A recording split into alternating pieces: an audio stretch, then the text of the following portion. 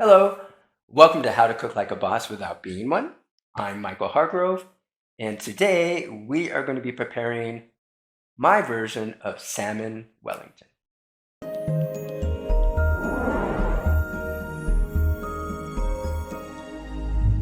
I am a fan of taking shortcuts. There's always a measurable difference between grating freshly your own cheese or baking your own bread fresh or making your own tortillas, making your own pasta fresh. It's always measurable, but whether or not it's significant a difference or dramatic a difference is open to opinion. Now, in my opinion, it's a dramatic difference, as in the case of this dish, I will really just suggest one option. In this case, the Parmigiano-Reggiano is very important. Spring for the more expensive stuff and grate it fresh. It makes a dramatic difference in this particular dish. Let's get cooking. Dice 1 humongous or 2 normal sized shallots, then mince 4 cloves of garlic, and we'll need the zest of 3 or 4 lemons, and reserve all 3 for later. Next, we'll take about a pound of a pre-washed spinach and rough cut it. Then, over medium-low heat, add enough extra virgin olive oil to a cold pan and immediately add all of our shallot. We are going to sweat the shallot for about a minute or so before we add 2 pats or 2 ounces of unsalted butter and allow the shallots to continue to sweat for another minute or so. Then, once they become translucent, add all of our garlic, again for just about a minute, and then we're going to add all, and I mean all, of our spinach. Toss it to get coated in the oil and to distribute the onion and garlic all over. Once it gets to about this consistency, we're going to hit it with salt and pepper and again incorporate the seasoning for another minute or so until it gets about where we want it and kill the heat. Now it's still going to cook in the pan, but now we're going to add all of our Parmesan, cheese. Now, you can add as much or as little cheese as you'd like. It could be spinach with a little cheese or cheese with a little spinach. Both works. Once you've added enough cheese, and it's going to melt because the spinach is still cooking, as you can see, then we add about 80% of our lemon zest and incorporate that into the rest of the spinach, and then remove from the pan, add it to a bowl and reserve. Do not wash the pan. We'll come to that a little later. But now let's work on the sauce that goes on top of the salmon. That is 3 ounces of melted butter. We add a tablespoon of Dijon, the remainder of our lemon zest, and about a tablespoon of dry dill, or 2 tablespoons if we're going to use fresh dill. And you're right, that isn't a tablespoon.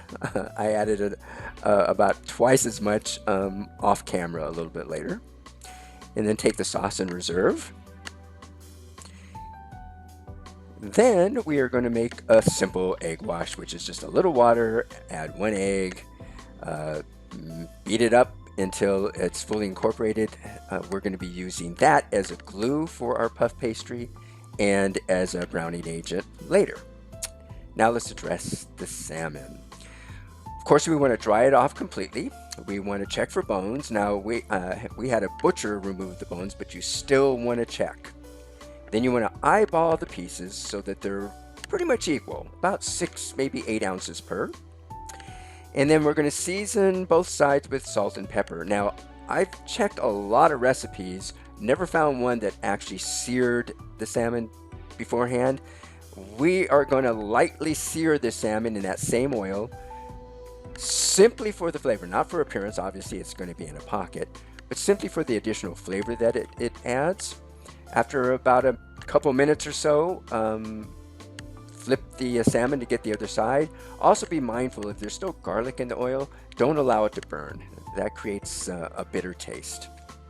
Once they're sufficiently seared, remove from the pan and place on a plate to allow to cool for a little bit.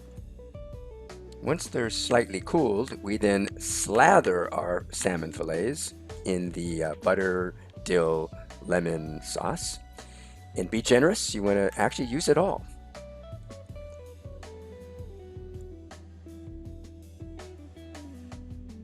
Then we carefully place our salmon sauce side down in the center of the puff pastry. Show you how to do it once again. Then we top the salmon fillet with a generous amount of our spinach mix. And once again, top it with Parmigiano-Reggiano cheese.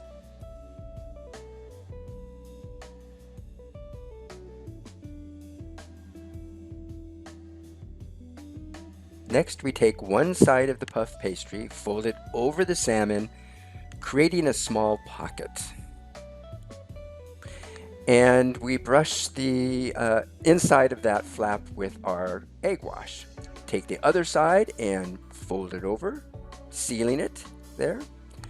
As you can see, I put way too much flour on this board. I was going to make fresh puff pastry and then thought better of it and forgot to remove all the extra flour. If we're using frozen puff pastry, use 1/10 of the flour you see on this pastry board. Then you won't have to undust your puff pastry pocket. Anyway, flip it over, seal side down, and then with a fork, you want to seal the ends shut. And I'll show you facing the camera here. I place my fingers over the dough in between the fork prongs so that it doesn't stretch the dough out. It's pretty close to room temperature now, and it has a tendency to do that. Then with a sharp paring knife, not a paring knife that identifies as a butter knife, needs to be sharp because now our dough is fairly warm and it will stretch really easily. You want to cut some slots in the top of the pocket. Mostly let the steam release because there's a lot of moisture in there, but also for aesthetics.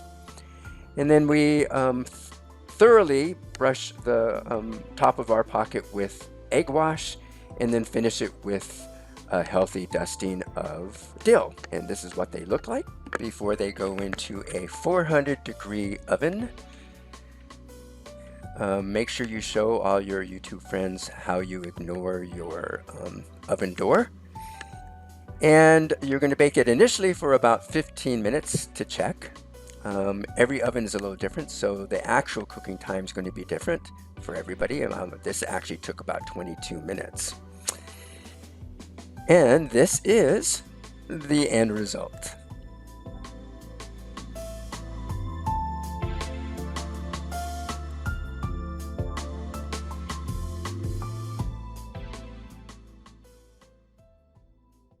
All right, so there we have it. Really not as complicated as perhaps is implied when it's plated. I will suggest, as always, that you continue to experiment purposefully, consciously, as you find your own voice with this particular dish. It's pretty hard to mess up. As always, it is a privilege to be able to share one of my passions with you. Thanks for letting me do that. If you found value, if you enjoyed yourself, or if you learned something, shoot me a quick like, and thanks for watching.